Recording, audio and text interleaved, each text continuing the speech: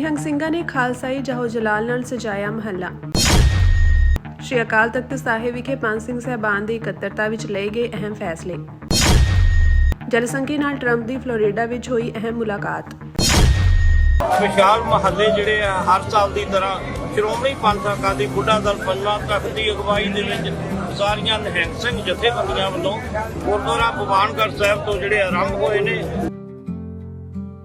ਤੇ ਜਿਹੜੇ ਇਹ ਮਹਾਨ ਮਹੱਲੇ ਸਜਾਏ ਜਾ ਰਹੇ ਨੇ। ਧੰਨ ਧੰਨ ਬਾਬਾ ਜੋਰਾਵਰ ਸਿੰਘ ਜੀ, ਧੰਨ ਧੰਨ ਬਾਬਾ ਫਤਿਹ ਸਿੰਘ ਜੀ, ਧੰਨ ਧੰਨ ਮਾਤਾ ਗੁਜਰ ਕੌਰ ਜੀ, ਉਹਨਾਂ ਦੀ ਸ਼ਹੀਦੀ ਨੂੰ ਸਮਰਪਿਤ। ਸਮੂਹ ਨਿਹੰਗ ਸਿੰਘ ਜਥੇਬੰਦੀਆਂ ਵੱਲੋਂ ਸ਼੍ਰੋਮਣੀ ਪੰਥ ਅਕਾਲੀ ਬੁੱਢਾ ਦਲ ਦੇ ਮੁਖੀ ਬਾਬਾ ਬਲਵੀਰ ਸਿੰਘ ਅਕਾਲੀ 96 ਕਰੋੜੀ ਦੀ ਅਗਵਾਈ ਹੇਠ ਗੁਰਦੁਆਰਾ ਬੀਬਾਨਗੜ੍ਹ ਛਾਉਣੀ ਬੁੱਢਾ ਦਲ ਤੋਂ ਮਹੱਲਾ ਸਜਾਇਆ ਗਿਆ, ਜੋ ਛੋਟੇ ਸਾਹਿਬਜ਼ਾਦਿਆਂ ਤੇ ਮਾਤਾ ਗੁਜਰੀ ਜੀ ਦੀ ਲਾਸਾਨੀ ਸ਼ਹਾਦਤ ਅਤੇ ਦਸਮ ਪਾਤਸ਼ਾਹ ਗੁਰੂ ਗੋਬਿੰਦ ਸਿੰਘ ਸਾਹਿਬ ਜੀ ਦੇ ਪ੍ਰਕਾਸ਼ ਪੁਰਬ ਨੂੰ ਸਮਰਪਿਤ ਸੀ। ਇਸ ਤੋਂ ਪਹਿਲਾਂ ਗੁਰਦੁਆਰਾ ਬੀਬਾਨਗੜ੍ਹ ਸਾਹਿਬ ਵਿਖੇ ਸ਼੍ਰੀ ਅਖੰਡ ਪਾਠ ਸਾਹਿਬ ਦੇ ਭੋਗ ਨਿਹੰਗ ਸਿੰਘਾਂ ਦੀ ਚੱਲੀ ਆਉਂਦੀ ਮਰਿਆਦਾ ਅਨੁਸਾਰ ਪਾਏ ਗਏ। ਬੁੱਢਾ ਦਲ ਦੇ ਹੈੱਡ ਗ੍ਰੰਥੀ ਬਾਬਾ ਮੱਘਰ ਸਿੰਘ, ਬਾਬਾ ਮਨਮੋਹਨ ਸਿੰਘ ਬਾਰਨਵਾਲੇ ਨੇ ਗੁਰਬਾਣੀ ਦਾ ਕੀਰਤਨ ਕੀਤਾ। ਬਾਬਾ ਬਲਵੀਰ ਸਿੰਘ ਨੇ ਸੰਬੋਧਨ ਕਰਦਿਆਂ ਸ਼ਹਾਦਤ ਬਾਰੇ ਸੰਗਤ ਨਾਲ ਸਾਂਝ ਪਾਈ। ਉਹਨਾਂ ਕਿਹਾ ਕਿ ਸਿੱਖੀ ਦੇ ਮਹਾਨ ਵਿਰਸੇ ਦੇ ਵਾਰਸ ਹੋਣ ਦਾ ਅਸੀਂ ਮਾਣ ਮਹਿਸੂਸ ਕਰਦੇ ਹਾਂ, ਪਰ ਉਸ ਵਿਰਸੇ ਦੀ ਸ਼ਾਨ ਨੂੰ ਕਾਇਮ ਰੱਖਣ ਲਈ ਆਪਣੇ ਯੋਗਦਾਨ ਨੂੰ ਵਿਸਾਰੀ ਬੈਠੇ ਹਾਂ। ਗੁਰੂ ਦੀਆਂ ਲਾਡਲੀਆਂ ਫੌਜਾਂ ਦਾ ਮਹੱਲਾ ਗੁਰਦੁਆਰਾ ਬੀਬਾਨਗੜ੍ਹ ਸਾਹਿਬ ਤੋਂ ਆਰੰਭ ਹੋ ਕੇ ਗੁਰਦੁਆਰਾ ਠੰਡਾ ਬੁਰਜ, ਗੁਰਦੁਆਰਾ ਫਤਿਹਗੜ੍ਹ ਸਾਹਿਬ, ਨਿਸ਼ਾਨ ਕਿਲਾ ਥੇ ਬਾਬਾ ਬੰਦਾ ਸਿੰਘ ਬਹਾਦਰ, ਗੁਰਦੁਆਰਾ ਸਾਹਿਬ ਪਾਤਸ਼ਾਹੀ 6ਵੀਂ, ਗੁਰਦੁਆਰਾ ਸ਼ਹੀਦ ਸਿੰਘਾਂ ਅਤੇ ਗੁਰਦੁਆਰਾ ਜੋਤੀ ਸਰੂਪ ਸਾਹਿਬ ਵਿਖੇ ਨਤਮਸਤਕ ਹੋਣ ਮਗਰੋਂ ਕਾਲਜ ਦੇ ਖੁੱਲ੍ਹੇ ਮੈਦਾਨ ਵਿੱਚ ਵਾਜਿਆਂ ਗਾਜਿਆਂ ਨਾਲ ਪਹੁੰਚਿਆ। ਇਸ ਵਿਸ਼ਾਲ ਕਾਫਲੇ ਵਿੱਚ ਹਾਥੀ, ਊਠ ਤੇ ਘੋੜੇ ਖਿੱਚ ਦਾ ਕੇਂਦਰ ਰਹੇ। ਮਹੱਲੇ ਵਿੱਚ ਨਿਹੰਗ ਦਲਾਂ ਦੇ ਮੁਖੀ ਤੇ ਵੱਡੀ ਗਿਣਤੀ ਵਿੱਚ ਨਿਹੰਗ ਸਿੰਘ ਫੌਜਾਂ ਨੇ ਸ਼ਸਤਰਧਾਰੀ ਹੋ ਕੇ ਜੰਗੀ ਮਾਹੌਲ ਦਾ ਦ੍ਰਿਸ਼ ਪੇਸ਼ ਕੀਤਾ। ਬੈਂਡ ਬਾਜਿਆਂ ਦੀਆਂ ਸੁੰਦਰ ਧੁਨਾਂ, ਢੋਲ ਨਗਾਰਿਆਂ ਦੀਆਂ ਚੋਟਾਂ ਤੇ ਨਰਸਿੰਗੇ ਵਜਾਉਂਦੇ ਨਿਹੰਗ ਸਿੰਘਾਂ ਨੂੰ ਦੇਖਣ ਲਈ ਹਜ਼ਾਰਾਂ ਲੋਕ ਇਕੱਤਰ ਹੋਏ। ਨਿਹੰਗ ਸਿੰਘਾਂ ਨੇ ਘੋੜਸਵਾਰੀ ਦੇ ਜੋਹਰ ਦਿਖਾਏ ਅਤੇ ਵੱਧ ਤੋਂ ਵੱਧ ਕਿਲੇ ਪੁੱਟ ਕੇ ਇਨਾਮ ਪ੍ਰਾਪਤ ਕੀਤੇ।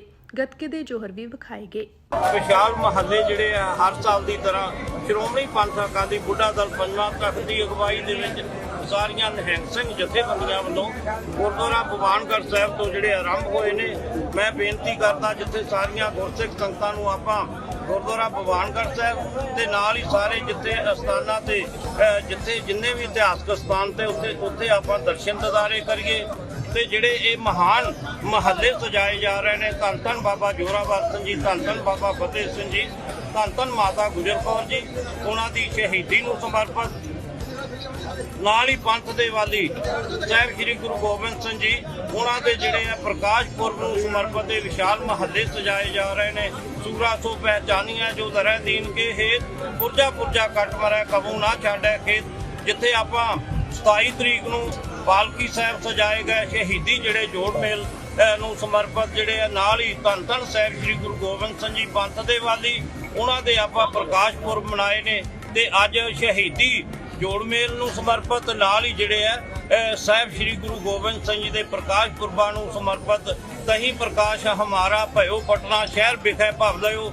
ਸਾਰੀਆਂ ਨਿਹੰਗ ਸਿੰਘ ਜਥੇਬੰਦੀਆਂ ਵੱਲੋਂ ਹਾਜ਼ਰੀਆਂ ਲਵਾਈਆਂ ਜਾ ਰਹੀਆਂ ਨੇ। ਆਓ ਹੁਣ ਨਿਹੰਗ ਸਿੰਘ ਫੌਜਾਂ ਦੇ ਆਪਾਂ ਜੰਗਜੂ ਕਰਤੱਵ ਦੇਖੀਏ।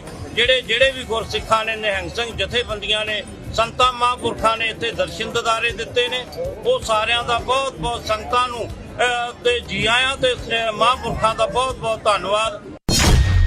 ਸ਼੍ਰੋਮਣੀ ਗੁਰਦੁਆਰਾ ਪ੍ਰਬੰਧਕ ਕਮੇਟੀ ਸਿੱਖਾਂ ਦੀ ਚੁਣੀ ਹੋਈ ਪੰਥਕ ਅਤੇ ਸੰਵਿਧਾਨਕ ਸੰਸਥਾ ਹੈ। ਭਾਰਤ ਦੇ ਸੰਵਿਧਾਨ ਮੁਤਾਬਕ ਕੋਈ ਵੀ ਸਰਕਾਰ ਕਿਸੇ ਵੀ ਧਰਮ ਦੇ ਅੰਦਰੂਨੀ ਮਸਲਿਆਂ ਅੰਦਰ ਸਿੱਧੇ ਜਾਂ ਅਸਿੱਧੇ ਰੂਪ ਵਿੱਚ ਦਖਲਅੰਦਾਜ਼ੀ ਨਹੀਂ ਕਰ ਸਕਦੀ। ਇਹਨਾਂ ਪਾਵਨ ਸਰੂਪਾਂ ਦੇ ਮਸਲਿਆਂ ਦਾ ਕੋਈ ਵੀ ਰਾਜਨੀਤਿਕ ਪਾਰਟੀ ਆਪਣਾ ਸ਼ਖਸੀ ਲਾਭ ਉਠਾਉਣ ਦਾ ਯਤਨ ਨਾ ਕਰੇ। ਜੇਕਰ ਕੋਈ ਵੀ ਰਾਜਨੀਤਿਕ ਪਾਰਟੀ ਅਜਿਹਾ ਕਰਨ ਦਾ ਯਤਨ ਕਰੇਗੀ ਤਾਂ ਉਹ ਸ਼੍ਰੀ ਅਕਾਲ ਤਖਤ ਸਾਹਿਬ ਦੇ ਪ੍ਰਤੀ ਜਵਾਬਦੇਹ ਹੋਵੇਗੀ ਅਤੇ ਪੰਥ ਦੋਖੀ ਹੋਵੇਗੀ। 328 ਲਾਪਤਾ ਪਾਵਨ ਸਰੂਪਾਂ ਦੇ ਮਾਮਲੇ ਵਿੱਚ ਸਰਕਾਰ ਵੱਲੋਂ ਪੁਲਿਸ ਕੇਸ ਦਰਜ ਕੀਤੇ ਜਾਣ ਤੋਂ ਬਾਅਦ ਅੱਜ ਸ਼੍ਰੀ ਅਕਾਲ ਤਖਤ ਸਾਹਿਬ ਵਿਖੇ ਪੰਜ ਸਿੰਘ ਸਾਹਿਬਾਨਾਂ ਦੀ ਇਕੱਤਰਤਾ ਹੋਈ। ਇਸ ਦੌਰਾਨ ਉਹਨਾਂ ਮੌਜੂਦਾ ਸਰਕਾਰ ਅਤੇ ਸੱਤਾਧਾਰੀ ਪਾਰਟੀ ਨੂੰ ਅਗਾਹ ਕੀਤਾ ਕਿ ਉਹ ਸਿੱਖਾਂ ਦੇ ਇਸ ਅੰਦਰੂਨੀ ਮਾਮਲੇ ਵਿੱਚ ਆਪਣੀ ਦਖਲਅੰਦਾਜ਼ੀ ਬੰਦ ਕਰੇ। ਜੇ ਦਖਲਅੰਦਾਜ਼ੀ ਬੰਦ ਨਾ ਕੀਤੀ ਗਈ ਤਾਂ ਉਹਨਾਂ ਖਿਲਾਫ ਪੰਥਕ ਰਵਾਇਤਾਂ ਅਨੁਸਾਰ ਕਾਰਵਾਈ ਕੀਤੀ ਜਾਵੇਗੀ। ਇਸ ਉਪਰੰਤ ਮੀਡੀਆ ਨਾਲ ਗੱਲਬਾਤ ਕਰਦਿਆਂ ਜਥੇਦਾਰ ਗੜਗੱਜ ਨੇ ਦੱਸਿਆ ਕਿ ਅੱਜ ਦੀ ਇਕੱਤਰਤਾ ਦੌਰਾਨ 3 ਮਤੇ ਪਾਸ ਕੀਤੇ ਗਏ ਹਨ, ਜਿਨ੍ਹਾਂ ਵਿੱਚੋਂ ਇੱਕ ਮਤੇ ਰਾਹੀਂ ਸ੍ਰੀ ਗੁਰੂ ਗ੍ਰੰਥ ਸਾਹਿਬ ਜੀ ਦੇ ਪਾਵਨ ਸਰੂਪਾਂ ਵਾਲੇ ਮਾਮਲੇ ਵਿੱਚ ਮੌਜੂਦਾ ਸਰਕਾਰ ਅਤੇ ਸੱਤਾਧਾਰੀ ਪਾਰਟੀ ਨੂੰ ਅਗਾਹ ਕੀਤਾ ਗਿਆ ਹੈ ਕਿ ਉਹ ਸਿੱਖਾਂ ਦੇ ਇਸ ਅੰਦਰੂਨੀ ਮਾਮਲੇ ਵਿੱਚ ਦਖਲ ਨਾ ਦੇਵੇ। ਉਨ੍ਹਾਂ ਕਿਹਾ ਕਿ ਇਸ ਮਾਮਲੇ ਵਿੱਚ ਸ੍ਰੀ ਅਕਾਲ ਤਖਤ ਸਾਹਿਬ ਦੇ ਤਤਕਾਲੀ ਜਥੇਦਾਰ ਵੱਲੋਂ ਜਾਂਚ ਕਰਵਾਈ ਗਈ ਸੀ ਅਤੇ ਇਸ ਦੀ ਰਿਪੋਰਟ ਵਿੱਚ ਦਰਜ ਹੈ ਕਿ ਇਸ ਮਾਮਲੇ ਦਾ ਕੋਈ ਵੀ ਸਿਆਸੀ ਧਿਰ ਰਾਜਨੀਤਿਕ ਲਾਹਾ ਲੈਣ ਦਾ ਯਤਨ ਨਾ ਕਰੇ। ਜੇਕਰ ਕੋਈ ਸਿਆਸੀ ਪਾਰਟੀ ਅਜਿਹਾ ਕਰਦੀ ਹੈ ਤਾਂ ਉਹ ਸ੍ਰੀ ਅਕਾਲ ਤਖਤ ਸਾਹਿਬ ਅੱਗੇ ਜਵਾਬਦੇਹ ਹੋਵੇਗੀ ਅਤੇ ਪੰਥ ਦੋਖੀ ਹੋਵੇਗੀ। ਜਥੇਦਾਰ ਗੜਗੱਜ ਨੇ ਇਸ ਮਾਮਲੇ ਵਿੱਚ ਪੁਲਿਸ ਕੇਸ ਦਰਜ ਕਰਨ ਅਤੇ ਸਰਕਾਰ ਕੋਲੋਂ ਦਖਲ ਦੀ ਮੰਗ ਕਰਨ ਵਾਲੀਆਂ ਸਿੱਖ ਜਥੇਬੰਦੀਆਂ ਨੂੰ ਵੀ ਆਖਿਆ ਕਿ ਇਸ ਮਾਮਲੇ ਵਿੱਚ ਸਰਕਾਰ ਜਾਂ ਪੁਲਿਸ ਨੂੰ ਕਿਸੇ ਵੀ ਤਰ੍ਹਾਂ ਦਾ ਸਹਿਯੋਗ ਪੰਥਕ ਹਿੱਤਾਂ ਵਿੱਚ ਨਹੀਂ ਹੈ। ਉਨ੍ਹਾਂ ਸਮੂਹ ਸਿੱਖ ਜਥੇਬੰਦੀਆਂ ਨੂੰ ਆਖਿਆ ਕਿ ਇਸ ਮਾਮਲੇ ਨੂੰ ਆਪਸ ਵਿੱਚ ਰਲ ਮਿਲ ਕੇ ਸੁਲਝਾਉਣ। ਉਨ੍ਹਾਂ ਨੇ ਸ਼੍ਰੋਮਣੀ ਕਮੇਟੀ ਨੂੰ ਆਦੇਸ਼ ਕੀਤਾ ਕਿ ਉਹ ਇਸ ਮਾਮਲੇ ਵਿੱਚ ਸੰਗਤ ਦੇ ਸ਼ੰਕੇ ਦੂਰ ਕਰਨ ਲਈ ਯਤਨ ਕਰੇ। ਇਸ ਸੰਬੰਧ ਵਿੱਚ ਪ੍ਰਚਾਰਕਾਂ ਦੇ ਰਾਹੀਂ ਅਤੇ ਇਸ਼ਤਿਹਾਰਾਂ ਦੇ ਰਾਹੀਂ ਸੰਗਤ ਕੋਲੋਂ ਅਜਿਹੇ ਸਰੂਪ ਦੀ ਜਾਣਕਾਰੀ ਲੈਣ ਦਾ ਯਤਨ ਕਰੇ। ਸ਼੍ਰੋਮਣੀ ਗੁਰਦੁਆਰਾ ਪ੍ਰਬੰਧਕ ਕਮੇਟੀ ਸਿੱਖਾਂ ਦੀ ਚੁਣੀ ਹੋਈ ਪੰਥਕ ਅਤੇ ਸੰਵਿਧਾਨਕ ਸੰਸਥਾ ਹੈ। ਭਾਰਤ ਦੇ ਸੰਵਿਧਾਨ ਮੁਤਾਬਕ ਕੋਈ ਵੀ ਸਰਕਾਰ ਕਿਸੇ ਵੀ ਧਰਮ ਦੇ ਅੰਦਰੂਨੀ ਮਸਲਿਆਂ ਅੰਦਰ ਸਿੱਧੇ ਜਾਂ ਅਸਿੱਧੇ ਰੂਪ ਵਿੱਚ ਦਖਲਅੰਦਾਜ਼ੀ ਨਹੀਂ ਕਰ ਸਕਦੀ। ਪਰ ਪਿਛਲੇ ਲੰਮੇ ਸਮੇਂ ਤੋਂ ਦੇਸ਼ ਤੇ ਸੂਬਿਆਂ ਦੇ ਹੁਕਮਰਾਨਾਂ ਵੱਲੋਂ ਪੰਥਕ ਸੰਸਥਾਵਾਂ ਅਤੇ ਸਿੱਖਾਂ ਦੇ ਅੰਦਰੂਨੀ ਮਾਮਲਿਆਂ ਵਿੱਚ ਲਗਾਤਾਰ ਦਖਲਅੰਦਾਜ਼ੀ ਕੀਤੀ ਜਾ ਰਹੀ ਹੈ। ਜੋ ਮਸਲਾ ਸੰਗਤ ਦੀ ਨੁਮਾਇੰਦਾ ਸਿੱਖ ਸੰਸਥਾ ਆਪ ਹੱਲ ਕਰ ਸਕਦੀ ਹੈ, ਉਸ ਵਾਸਤੇ ਸਰਕਾਰ ਅਤੇ ਪੁਲਿਸ ਨੂੰ ਸ਼ਾਮਲ ਕਰਨ ਦੀ ਕੋਈ ਤੁਕ ਨਹੀਂ ਬਣਦੀ। ਪੰਜਾਬ ਸਰਕਾਰ ਵੱਲੋਂ ਕੀਤੀ ਗਈ ਕਾਨੂੰਨੀ ਕਾਰਵਾਈ ਨੂੰ ਸਰਦਾਰ ਈਸ਼ਰ ਸਿੰਘ ਵੱਲੋਂ ਕੀਤੀ ਜਾਂਚ ਰਿਪੋਰਟ ਨੂੰ ਆਧਾਰ ਬਣਾ ਕੇ ਜਾਇਜ਼ ਠਹਿਰਾਇਆ ਜਾ ਰਿਹਾ। ਜਿਹੜੀ FIR ਹੋਈ, ਜਦੋਂ ਕਿ ਸ਼੍ਰੀ ਅਕਾਲ ਤਖਤ ਸਾਹਿਬ ਦੇ ਆਦੇਸ਼ ਅਨੁਸਾਰ ਬਣੇ ਸਰਦਾਰ ਈਸ਼ਰ ਸਿੰਘ ਜਾਂਚ ਕਮਿਸ਼ਨ ਦੀ ਰਿਪੋਰਟ ਦੇ ਪੰਨਾ ਨੰਬਰ, ਇਹ ਤੁਹਾਨੂੰ ਇਹਦੇ ਹਿੱਸੇ ਦੇਵਾਂਗੇ ਆਪਾਂ ਜਾਂਚ ਰਿਪੋਰਟ ਦੇ, ਪੰਨਾ ਨੰਬਰ 230 ਉੱਤੇ ਸਪਸ਼ਟ ਲਿਖਿਆ ਹੈ। ਇਹ ਹੁਣ ਜਾਂਚ ਕਮਿਸ਼ਨ ਕਹਿ ਰਿਹਾ ਈਸ਼ਰ ਸਿੰਘ ਦਾ, ਔਰ ਉਹਦੇ ਵਿੱਚ 230 ਨੰਬਰ ਪੇਜ ਤੇ ਗੱਲ ਆ, ਇਹ ਨਾ ਖਿਆਲ ਕਰੋ ਕਿ ਸਰਕਾਰੀ ਕਾਨੂੰਨ ਜਾਂ ਪੁਲਿਸ ਥਾਣਾ ਇਸ ਪਾਵਨ ਸਰੂਪਾਂ ਦੇ ਮਸਲੇ ਨੂੰ ਸਹੀ ਤਰੀਕੇ ਨਾਲ ਨਜਿੱਠ ਲਵੇਗਾ। ਸੰਸਾਰ ਵਿੱਚ ਵੀ ਰਿਸ਼ਵਤ ਬੜੇ ਪੱਧਰ ਤੇ ਚੱਲਦੀ ਹੈ, ਉੱਥੇ ਵੀ ਪੈਸਿਆਂ ਨਾਲ ਫੈਸਲੇ ਬਦਲੇ ਜਾਂਦੇ ਹਨ ਅਤੇ ਥਾਣਿਆਂ ਵਿੱਚ ਕੇਸ ਕਮਜ਼ੋਰ ਕੀਤੇ ਜਾਂਦੇ ਹਨ। ਕਿਉਂ ਨਾ, ਇਹ ਈਸ਼ਰ ਸਿੰਘ ਕਮਿਸ਼ਨ ਕਹਿ ਰਿਹਾ 230 ਨੰਬਰ ਪੇਜ ਤੇ, ਕਿਉਂ ਨਾ ਸ਼੍ਰੀ ਅਕਾਲ ਤਖਤ ਸਾਹਿਬ ਦੇ ਬਚਨਾਂ ਤੇ ਇਸ ਮਾਮਲੇ ਨੂੰ ਹੱਲ ਕਰਨ ਵਾਸਤੇ ਸ਼੍ਰੋਮਣੀ ਗੁਰਦੁਆਰਾ ਪ੍ਰਬੰਧਕ ਕਮੇਟੀ ਆਪਣੇ ਅਦਾਰੇ ਨੂੰ ਯੋਗ ਤਰੀਕੇ ਨਾਲ ਇਸਤੇਮਾਲ ਕਰੇ। ਹੁਣ ਇੱਥੇ ਲਿਖੀ ਹੋਈ ਗੱਲ ਆ, ਉਹ ਮਤੇ 'ਚ ਆਪਾਂ ਐਡ ਕੀਤੀ। ਸ਼੍ਰੀ ਅਕਾਲ ਤਖਤ ਸਾਹਿਬ ਪਾਸ ਸ਼੍ਰੋਮਣੀ ਗੁਰਦੁਆਰਾ ਪ੍ਰਬੰਧਕ ਕਮੇਟੀ ਤੇ ਸੱਚਖੰਡ ਸ਼੍ਰੀ ਹਰਿਮੰਦਰ ਸਾਹਿਬ ਦੇ ਪ੍ਰਬੰਧ ਵੱਲੋਂ ਪੰਜਾਬ ਪੁਲਿਸ ਕੋਲ ਦਰਜ ਕਾਰਵਾਈਆਂ ਅਜਿਹੀਆਂ ਸ਼ਿਕਾਇਤਾਂ ਦੀ ਲੰਬੀ ਸੂਚੀ ਹੈ ਜੋ ਸਿੱਖਾਂ ਵਿਰੁੱਧ ਕੀਤੇ ਜਾਂਦੇ ਨਫ਼ਰਤੀ ਪ੍ਰਚਾਰ ਸੰਬੰਧੀ ਪੁਲਿਸ ਨੂੰ ਕਾਰਵਾਈ ਲਈ ਦਿੱਤੀਆਂ ਗਈਆਂ ਹਨ, ਪਰ ਪੁਲਿਸ ਨੇ ਸਿੱਖ ਸਿਧਾਂਤਾਂ ਤੇ ਸੰਸਥਾਵਾਂ ਵਿਰੁੱਧ ਕੀਤੇ ਜਾ ਰਹੇ ਇਸ ਨਫ਼ਰਤੀ ਪ੍ਰਚਾਰ ਦੇ ਦੋਸ਼ੀਆਂ ਵਿਰੁੱਧ ਹੁਣ ਤੱਕ ਕੋਈ ਕਾਰਵਾਈ ਨਹੀਂ ਕੀਤੀ। ਅਜਿਹੇ ਸ਼ਰਾਰਤੀ ਅਨਸਰਾਂ ਵੱਲੋਂ ਸ਼੍ਰੋਮਣੀ ਗੁਰਦੁਆਰਾ ਪ੍ਰਬੰਧਕ ਕਮੇਟੀ ਦੇ ਪੈਰੋਡੀ ਜਾਅਲੀ ਸੋਸ਼ਲ ਮੀਡੀਆ ਖਾਤੇ ਬਣਾ ਕੇ ਸਿੱਖਾਂ ਖਿਲਾਫ ਸਮਾਜ ਅੰਦਰ ਨਫ਼ਰਤ ਸ਼ਰੇਆਮ ਫੈਲਾਈ ਜਾ ਰਹੀ ਆ, ਪਰੰਤੂ ਪੁਲਿਸ ਹੁਣ ਤੱਕ ਇਸ ਨੂੰ ਬੰਦ ਕਰਵਾ ਕੇ ਦੋਸ਼ੀਆਂ ਨੂੰ ਗ੍ਰਿਫਤਾਰ ਨਹੀਂ ਕਰ ਸਕੀ। ਦੂਜੇ ਪਾਸੇ ਨਿਹੰਗ ਬਾਣੇ ਵਿੱਚ ਹੋਣ ਕਰਕੇ ਇੱਕ ਸਿੱਖ ਤੇ ਖਿਡੌਣਾ ਬੰਦੂਕ ਦਿਖਾਉਣਾ ਵੀ ਵੱਡਾ ਅਪਰਾਧ ਹੋ ਜਾਂਦਾ ਤੇ ਉਸ ਤੇ ਪਰਚਾ ਦਰਜ ਕਰ ਦਿੱਤਾ ਜਾਂਦਾ ਹੈ। ਅਜਿਹੇ ਵਿੱਚ ਸਰਕਾਰ ਤੇ ਪੁਲਿਸ ਨੂੰ ਸ਼੍ਰੋਮਣੀ ਗੁਰਦੁਆਰਾ ਪ੍ਰਬੰਧਕ ਕਮੇਟੀ ਦੇ ਅੰਦਰੂਨੀ ਮਾਮਲੇ ਦੀ ਪੜਤਾਲ ਕਰਨ ਦਾ ਹੱਕ ਦੇਣ ਦੀ ਮੰਗ ਗੈਰ ਵਾਜਬ ਹੈ। ਇਸੇ ਤਰ੍ਹਾਂ ਰਿਪੋਰਟ ਦੇ ਪੰਨਾ ਨੰਬਰ 231 ਉੱਤੇ ਸਪਸ਼ਟ ਲਿਖਿਆ ਆ, ਇਹ ਈਸ਼ਰ ਸਿੰਘ ਦੀ ਰਿਪੋਰਟ ਹੀ ਸਾਡੀ ਆਧਾਰ ਹੈ ਸਾਰੀ ਗੱਲ ਦੀ, ਜਿਸ ਨੂੰ ਲੈ ਕੇ ਹੁਣ ਵੀ ਪੂਰੀ ਸਿੱਖ ਕੌਮ ਚਿੰਤਤ ਹੈ।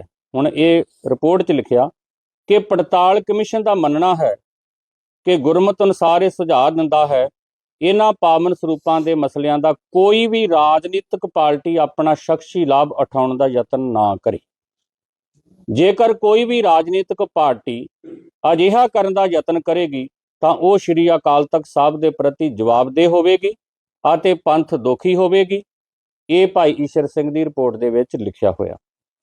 ਇਸ ਲਈ ਮੌਜੂਦਾ ਸਰਕਾਰ ਅਤੇ ਸੱਤਾਧਾਰੀ ਸਿਆਸੀ ਪਾਰਟੀ ਨੂੰ ਅਗਾਹ ਕੀਤਾ ਜਾਂਦਾ ਹੈ ਕਿ ਜੇਕਰ ਉਹਨਾਂ ਨੇ ਸਿੱਖਾਂ ਦੇ ਇਸ ਅੰਦਰੂਨੀ ਮਾਮਲੇ ਵਿੱਚ ਦਖਲਅੰਦਾਜ਼ੀ ਬੰਦ ਨਾ ਕੀਤੀ ਤਾਂ ਪੰਥਕ ਰਵਾਇਤਾਂ ਮੁਤਾਬਕ ਕਾਰਵਾਈ ਕੀਤੀ ਜਾਵੇ।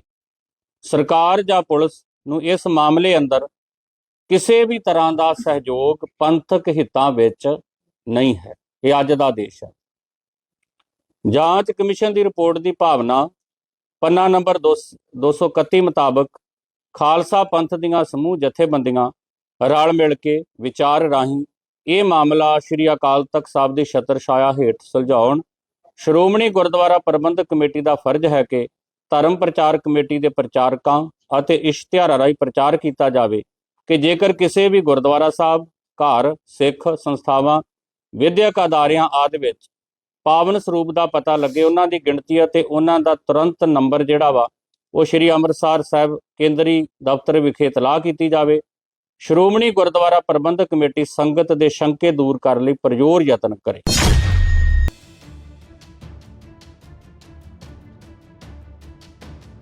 ਅਮਰੀਕੀ ਰਾਸ਼ਟਰਪਤੀ ਡੋਨਾਲਡ ਟਰੰਪ ਨੇ ਦਾਅਵਾ ਕੀਤਾ ਹੈ ਕਿ ਯੂਕਰੇਨ ਅਤੇ ਰੂਸ ਇੱਕ ਇਤਿਹਾਸਕ ਸ਼ਾਂਤੀ ਸਮਝੌਤੇ ਦੇ ਪਹਿਲਾਂ ਨਾਲੋਂ ਕਿਤੇ ਜ਼ਿਆਦਾ ਕਰੀਬ ਹਨ।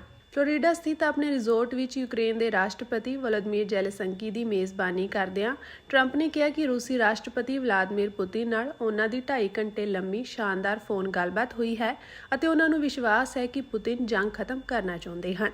ਹਾਲਾਂਕਿ ਟਰੰਪ ਨੇ ਇਹ ਵੀ ਸਵੀਕਾਰ ਕੀਤਾ ਹੈ ਕਿ ਗੱਲਬਾਤ ਕਾਫੀ ਗੁੰਝਲਦਾਰ ਹੈ ਅਤੇ ਡੋਨਬਾਸ ਖੇਤਰ ਦੇ ਕਬਜ਼ੇ ਤੇ ਸੁਰੱਖਿਆ ਗਾਰੰਟੀ ਵਰਗੇ ਕਈ ਅਹਿਮ ਮੁੱਦਿਆਂ ਤੇ ਅਜੇ ਵੀ ਪੇਚ ਫਸਿਆ ਹੋਇਆ ਹੈ, ਜਿਸ ਕਾਰਨ ਗੱਲਬਾਤ ਕਿਸੇ ਵੀ ਸਮੇਂ ਟੁੱਟ ਸਕਦੀ ਹੈ। ਜ਼ੈਲੈਂਸਕੀ ਨੇ ਟਰੰਪ ਦੀਆਂ ਕੋਸ਼ਿਸ਼ਾਂ ਦਾ ਧੰਨਵਾਦ ਕਰਦਿਆਂ ਕਿਹਾ ਕਿ ਯੂਕਰੇਨ ਸ਼ਾਂਤੀ ਲਈ ਤਿਆਰ ਹੈ, ਪਰ ਰੂਸ ਨਾਲ ਕਈ ਮੁੱਦਿਆਂ ਤੇ ਵੱਖੋ-ਵੱਖਰੇ ਵਿਚਾਰ ਬਰਕਰਾਰ ਹਨ। ਦੋਵਾਂ ਨੇਤਾਵਾਂ ਨੇ ਯੂਰਪੀਅਨ ਮੁਖੀਆਂ ਨਾਲ ਵੀ ਗੱਲਬਾਤ ਕੀਤੀ ਅਤੇ ਜਨਵਰੀ ਵਿੱਚ ਵਾਈਟ ਹਾਊਸ ਵਿਖੇ ਮੁੜ ਮਿਲਣ ਦੀ ਸੰਭਾਵਨਾ ਜਤਾਈ ਹੈ। ਇਸ ਦੇ ਨਾਲ ਹੀ ਰੂਸ ਨੇ ਸਪਸ਼ਟ ਕੀਤਾ ਹੈ ਕਿ ਕਿਸੇ ਵੀ ਪੂਰਨ ਜੰਗਬੰਦੀ ਲਈ ਕੀਵ ਨੂੰ ਡੋਨਬਾਸ ਖੇਤਰ ਬਾਰੇ ਦਲੇਰਾਨਾ ਫੈਸਲਾ ਲੈਣਾ ਪਵੇਗਾ, ਜਦਕਿ ਟਰੰਪ ਨੇ ਉਮੀਦ ਜਤਾਈ ਹੈ ਕਿ ਆਉਣ ਵਾਲੇ ਕੁਝ ਹਫ਼ਤਿਆਂ ਵਿੱਚ ਸਥਿਤੀ ਸਪਸ਼ਟ ਹੋ ਜਾਵੇਗੀ।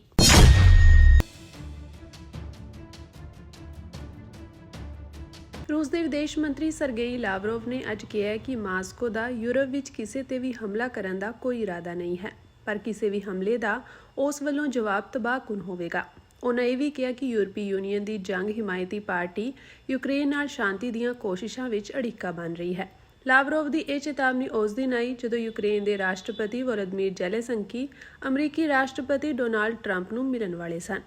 ਸਰਕਾਰੀ ਖਬਰ ਏਜੰਸੀ ਤਾਸ ਨੂੰ ਦਿੱਤੀ ਇੰਟਰਵਿਊ ਵਿੱਚ ਲਾਵਰੋਵ ਨੇ ਕਿਹਾ ਕਿ ਯੂਰਪੀ ਆਗੂਆਂ ਲਈ ਫਿਰ ਇੱਕ ਵਾਰ ਮੇਰਾ ਸੁਨੇਹਾ ਹੈ ਕਿ ਰੂਸ ਤੋਂ ਕਿਸੇ ਨੂੰ ਡਰਨ ਦੀ ਕੋਈ ਲੋੜ ਨਹੀਂ ਹੈ, ਪਰ ਜੇ ਕੋਈ ਰੂਸ ਤੇ ਹਮਲਾ ਕਰਨ ਬਾਰੇ ਸੋਚਦਾ ਹੈ ਤਾਂ ਉਸ ਨੂੰ ਤਬਾਹਕੁਨ ਨਤੀਜੇ ਭੁਗਤਣੇ ਪੈਣਗੇ।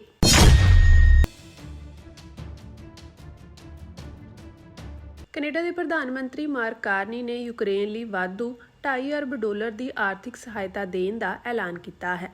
ਪ੍ਰਧਾਨ ਮੰਤਰੀ ਕਾਰਨੀ ਨੇ ਯੂਕਰੇਨ ਦੇ ਰਾਸ਼ਟਰਪਤੀ ਵੋਲੋਦੀਮੀਰ ਜ਼ੈਲੈਂਸਕੀ ਦੇ ਨਾਲ ਪੱਤਰਕਾਰਾਂ ਦੇ ਸਨਮੁਖ ਹੁੰਦਿਆਂ ਕਿਹਾ ਕਿ ਇਹ ਸਹਾਇਤਾ ਯੂਕਰੇਨ ਨੂੰ ਕੌਮਾਂਤਰੀ ਮੁਦਰਾ ਫੰਡ ਤੋਂ ਫੰਡ ਪ੍ਰਾਪਤ ਕਰਨ ਵਿੱਚ ਮਦਦ ਕਰੇਗੀ। ਇਸ ਮੌਕੇ ਰਾਸ਼ਟਰਪਤੀ ਜ਼ੈਲੈਂਸਕੀ ਨੇ ਵੀ ਪੱਤਰਕਾਰਾਂ ਨਾਲ ਸੰਖੇਪ ਗੱਲਬਾਤ ਕੀਤੀ। ਇਸੇ ਦੌਰਾਨ ਰੂਸ ਨੇ ਕੀਵ ਅਤੇ ਯੂਕਰੇਨ ਦੇ ਹੋਰ ਹਿੱਸਿਆਂ ਤੇ ਸੈਂਕੜੇ ਮਿਜ਼ਾਈਲਾਂ ਅਤੇ ਡਰੋਨਾਂ ਨਾਲ ਹਮਲਾ ਕੀਤਾ। ਇਹ ਹਮਲਾ ਉਸ ਸਮੇਂ ਹੋਇਆ ਹੈ ਜਦੋਂ ਲਗਭਗ 4 ਸਾਲਾਂ ਤੋਂ ਚੱਲੀ ਆ ਰਹੀ ਯੂਕਰੇਨ ਤੇ ਰੂਸ ਦੀ ਜੰਗ ਨੂੰ ਖਤਮ ਕਰਨ ਸੰਬੰਧੀ ਰਾਸ਼ਟਰਪਤੀ ਵੋਲੋਦੀਮੀਰ ਜ਼ੈਲੈਂਸਕੀ ਦੀ ਅਮਰੀਕੀ ਰਾਸ਼ਟਰਪਤੀ ਡੋਨਾਲਡ ਟਰੰਪ ਨਾਲ ਅਹਿਮ ਮੀਟਿੰਗ ਹੋ ਰਹੀ ਹੈ। ਦੂਜੇ ਪਾਸੇ ਰੂਸ ਵੱਲੋਂ ਕੀਵ ਅਤੇ ਨੇੜਲੇ ਇਲਾਕਿਆਂ ਤੇ ਕੀਤੇ ਤਾਜ਼ਾ ਹਮਲਿਆਂ ਤੋਂ ਬਾਅਦ ਯੂਕਰੇਨ ਦੇ ਰਾਸ਼ਟਰਪਤੀ ਵੋਲੋਦੀਮੀਰ ਜ਼ੈਲੈਂਸਕੀ ਨੇ ਰੂਸੀ ਨੇਤਾ ਵਲਾਦੀਮੀਰ ਪੁਤਿਨ ਨੂੰ ਜੰਗ ਪਸੰਦ ਕਰਨ ਵਾਲਾ ਵਿਅਕਤੀ ਕਰਾਰ ਦਿੱਤਾ ਹੈ। ਹੈਲੀਫੈਕਸ ਨੋਵਾ ਸਕੋਸ਼ੀਆ ਵਿੱਚ ਕੈਨੇਡੀਅਨ ਪ੍ਰਧਾਨ ਮੰਤਰੀ ਮਾਰਕ ਕਾਰਨੀ ਨਾਲ ਗੱਲਬਾਤ ਦੌਰਾਨ ਜ਼ੈਲੈਂਸਕੀ ਨੇ ਇਸ ਵੱਡੇ ਹਮਲੇ ਨੂੰ ਰੂਸ ਦੇ ਇਰਾਦਿਆਂ ਨਾਲ ਜੋੜਿਆ। ਜ਼ੈਲੈਂਸਕੀ ਨੇ ਕਿਹਾ ਕਿ ਅਸੀਂ ਸ਼ਾਂਤੀ ਚਾਹੁੰਦੇ ਹਾਂ ਅਤੇ ਉਹ ਜੰਗ ਨੂੰ ਪਸੰਦ ਕਰਨ ਵਾਲਾ ਆਦਮੀ ਹੈ।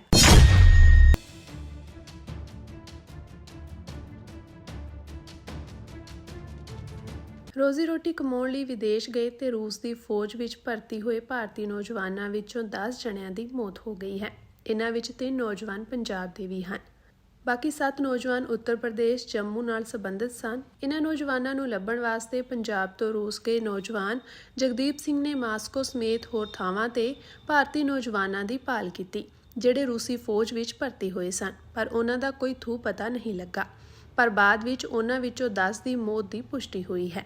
ਬੀਤੇ ਦਿਨੀ ਵਾਪਸ ਪਰਤੇ ਜਗਦੀਪ ਕੁਮਾਰ ਨੇ ਰਾਜ ਸਭਾ ਮੈਂਬਰ ਸੰਤ ਬਲਵੀਰ ਸਿੰਘ ਸੀਚੇਵਾਲ ਦੇ ਦਫ਼ਤਰ ਪਹੁੰਚ ਕੇ ਉਹ ਸਾਰੇ ਦਸਤਾਵੇਜ਼ ਦਿਖਾਏ ਜਿਸ ਵਿੱਚ ਰੂਸੀ ਫੌਜ ਨੇ ਇਹਨਾਂ 10 ਨੌਜਵਾਨਾਂ ਦੇ ਮਾਰੇ ਜਾਣ ਦੀ ਪੁਸ਼ਟੀ ਕੀਤੀ ਸੀ। ਹੈਰਾਨੀ ਦੀ ਗੱਲ ਇਹ ਹੈ ਕਿ ਇਹਨਾਂ ਮਾਰੇ ਗਏ ਨੌਜਵਾਨਾਂ ਦੇ ਮਾਪੇ ਤਾਂ ਆਪਣੇ ਪੁੱਤਰ ਦੀ ਸੁੱਖ ਸਾਂਦ ਉਡੀਕ ਰਹੇ ਸਨ, ਪਰ ਉਹਨਾਂ ਨੂੰ ਲੰਮੇ ਸਮੇਂ ਬਾਅਦ ਆਪਣਿਆਂ ਦੇ ਯੂਕਰੇਨ ਰੂਸ ਵਿਚਾਲੇ ਛਿੜੀ ਜੰਗ ਦੀ ਭੇਟ ਚੜ੍ਹ ਜਾਣ ਦੀਆਂ ਦਿਲ ਦਹਿਲਾਉਣ ਵਾਲੀਆਂ ਖਬਰਾਂ ਮਿਲੀਆਂ ਹਨ।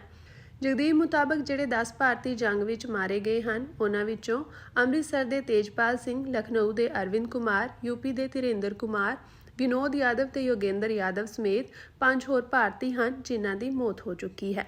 ਜਿਹੜੇ 4 ਭਾਰਤੀ ਲਾਪਤਾ ਦੱਸੇ ਜਾ ਰਹੇ ਸਨ, ਉਹਨਾਂ ਵਿੱਚ ਦੀਪਕ, ਯੋਗੇਸ਼ਵਰ ਪ੍ਰਸਾਦ, ਯਜ਼ਹੂਰੁਦੀਨ ਖਾਨ ਅਤੇ ਰਾਮਚੰਦਰ ਸ਼ਾਮਿਲ ਹਨ। ਜਗਦੀਪ ਸਿੰਘ ਨੇ ਦੱਸਿਆ ਕਿ ਉਸ ਵੱਲੋਂ ਸੰਤ ਸੀਚੇਵਾਲ ਨਾਲ ਪਹਿਲੀ ਮੁਲਾਕਾਤ 29 ਜੂਨ 2024 ਨੂੰ ਕੀਤੀ ਗਈ ਸੀ, ਜਿਸ ਦੌਰਾਨ ਉਹਨਾਂ ਆਪਣੇ ਭਰਾ ਮਨਦੀਪ ਸਮੇਤ ਰਸ਼ੀਅਨ ਆਰਮੀ ਵਿੱਚ ਫਸੇ ਭਾਰਤੀਆਂ ਦੀ ਸੁਰੱਖਿਆ ਵਾਪਸੀ ਲਈ ਮੰਗ ਪੱਤਰ ਦਿੱਤਾ ਸੀ, ਜਿਸ ਤੋਂ ਬਾਅਦ ਸੰਤ ਸੀਚੇਵਾਲ ਨੇ ਵਿਦੇਸ਼ ਮੰਤਰੀ ਨਾਲ ਮੁਲਾਕਾਤ ਕਰਕੇ ਉਹਨਾਂ ਨੂੰ ਰਸ਼ੀਅਨ ਆਰਮੀ ਵਿੱਚ ਫਸੇ ਨੌਜਵਾਨਾਂ ਦੀ ਸੁਰੱਖਿਅਤ ਵਾਪਸੀ ਲਈ ਪੱਤਰ ਦਿੱਤਾ ਸੀ। ਜਗਦੀਪ ਸਿੰਘ ਨੇ ਦੱਸਿਆ ਕਿ ਉਸ ਨੂੰ ਆਪਣੇ ਭਰਾ ਮਨਦੀਪ ਸਿੰਘ ਬਾਰੇ ਕੁਝ ਵੀ ਪਤਾ ਨਹੀਂ ਲੱਗਿਆ ਤਾਂ ਉਸਨੇ ਰਸ਼ੀਆ ਜਾਣ ਦਾ ਫੈਸਲਾ ਕੀਤਾ ਤੇ ਭਾਰਤੀਆਂ ਦੀ ਮੌਤ ਬਾਰੇ ਜਾਣਕਾਰੀ ਮਿਲੀ।